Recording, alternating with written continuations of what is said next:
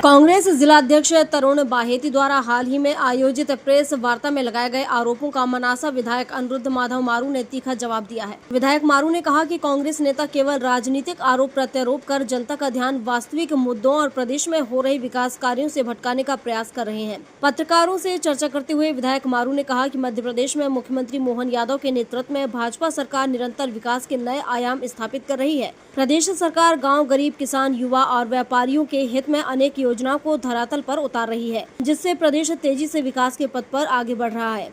विधायक मारू ने कहा कि नीमच जिले के लोगों को यह जानना चाहिए कि नीमच से झालवाड़ 4 लेन मार्ग के सर्वे का कार्य पूर्ण हो चुका है और यह परियोजना क्षेत्र के विकास की दृष्टि से अत्यंत महत्वपूर्ण साबित होगी। उन्होंने बताया कि इस 4 लेन मार्ग के निर्माण के बाद नीमच जिले की सीधी connectivity Mumbai Delhi national highway तथा उज्जैन गरोट 4 लेन मार्ग से हो जाएगी। इससे परिवहन सुविधाएं बेहतर होंगी, व्यापारिक गतिविधियों को बढ़ावा मिलेगा तथा जिले में नए उद्योग स्थापित होने की संभावनाएं बढ़ेंगी। विधायक मारू ने कहा कि बेहतर सड़क संपर्क से निवेश आकर्षित होगा, रोजगार के नए अवसर सृजित होंगे और स्थानीय व्यापारियों को देश के प्रमुख आर्थिक केंद्रों से सीधे जुड़ने का लाभ मिलेगा। उन्होंने विश्वास जताया है कि भाजपा सरकार इस महत्वाकांक्षी परियोजना को शीघ्र ही मूर्त रूप देगी और आने वाले समय में इसका लाभ पूरे नीमच जिले सहित आसपास के क्षेत्रों को मिलेगा। इस दौरान विधायक मारू ने राज्यसभा चुनाव के मुद्दे पर भी कांग्रेस को घेरा। कांग्रेस की प्रत्याशी मीनाक्षी नटराजन के नामांकन निरस्त होने के मामले में उन्होंने कांग्रेस नेतृत्व की कार्यप्रणाली पर सवाल उठाए। उन्होंने कहा कि जिस पार्टी के नेता अपने उम्मीदवार का नामांकन तक सही तरीके से दाखिल नहीं करवा पा रहे, वह प्रदेश और देश के विकास की बात करने का नैतिक अधिकार खो चुकी है। विधायक मारू ने कहा कि कांग्रेस लगातार भ्रम फैलाने और जनता को गुमराह करने की राजनीति कर रही है, जबकि भाजपा सरकार विकास, सुशासन और जन कल्याण के एजेंडे पर कार्य कर रही है। उन्होंने दावा किया कि प्रदेश की जनता कांग्रेस और भाजपा की कार्यशैली का अंतर भलीभांति समझती है और विकास के मुद्दे पर भाजपा के साथ खड़ी है। अंत में विधायक मारू ने कहा कि नीमच और मनासा क्षेत्र के विकास के लिए भाजपा सरकार प्रतिबद्ध है तथा आने वाले समय में कई महत्वपूर्ण परियोजनाओं की सौगात क्षेत्रवासियों को मिलने वाली है, जिससे विकास को नई गति मिलेगी और क्षेत्र की आर्थिक स्थिति और अधिक मजबूत होगी। काम है उनका ग्रीन को का। जब तक लेबर क्लास की जरूरत थी तब तक तो स्थानीय लोगों को रोजगार देते हैं, लेकिन अब एक्सपर्ट्स का काम वहाँ चल रहा है क्योंकि प्लांट मशीनरी वगैरह फिट हो गई, तो ये एल&टी और इनकी कंपनी के बाहर और फॉरेन के भी बहुत सारे लोग पड़ रहे हैं वहाँ पे जो उस काम को कर रहे हैं। तो जिसका जैसा काम है, अगर स्किल्ड लोग यहाँ हैं और बेरोजगार हैं तो निश्चित रूप से उनकी डिमांड वहाँ है, वो जा सकते हैं। लेकिन आज स्किल लेबर और स्किल क्लास के लोगों की जरूरत है ताकि वहाँ उस प्लांट को स्थापित करने में वो सहयोग करें। जब तक लेबर क्लास की जरूरत थी तब तक वहाँ सारे लोगों को उन्हें काम दे रखा था, लेकिन अब धीरे धीरे जमीन से ऊपर आ चुके हैं। अब प्लांट एंड मशीनरी पे काम चल रहा है, तो प्लांट मशीनरी में जो स्किल्ड लोग हैं, जो एक्सपर्ट लोग हैं, जो उसके ठेकेदार हैं, वो अपने लोग साथ लेकर आते हैं क्योंकि वो अक्सर बिहार साइड के, बंगाल साइड के लोग उसमें ज्यादा एक्सपर्ट होते हैं, तो वो लोग उसमें काम करते हैं। तो नए लोगों को अवसर देके और नए लोगों को अवसर देने में फिर वहाँ रिस्क भी बढ़ जाती है, उनकी रिस्क ये बढ़ जाती है कि दुर्घटनाएं बहुत होती है ऐसे ऐसे मौकों पर। हम देख ही रहे हैं कि वहाँ दुर्घटनाएं हो रही, तो इसी टाइप की घटनाएं हो जाती है और इसलिए वो भी घबराते हैं कि स्थानीय लोगों को हम काम देंगे तो कभी किसी की चूक की वजह से दुर्घटना हुई तो निश्चित रूप से बड़ा नुकसान होता है कंपनी का भी और जनता का भी। आगामी समय में 2028 को लेकर के क्या विजन है आपका, क्या प्लान है आपका, क्या तैयारी रहेगी आगे मनासा विकास को लेकर? विधानसभा चुनाव से पहले तो मैं मनासा का इंडस्ट्रियल एरिया डेवलप करना चाह रहा हूँ। उसके लिए हमने 2 इंडस्ट्रियल एरिया का प्रपोजल भेजा हुआ है।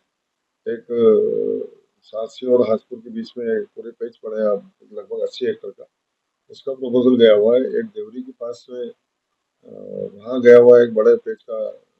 तो ये दोनों इंडस्ट्रियल एरिया का डेवलप होते हैं तो मनासा के लोगों को बिजनेस में भी और इंडस्ट्री में भी अवसर मिलेगा। और मेरी प्लानिंग है कि ये बहुत जल्दी इन पे भी काम शुरू हो जाए, ये मेरा प्रयास है। बहुत बहुत धन्यवाद।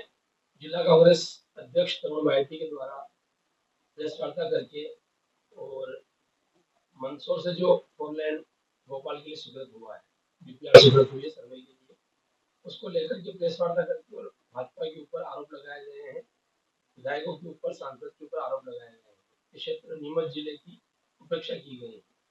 उक्त मामले में क्या कुछ कहना? मैंने भी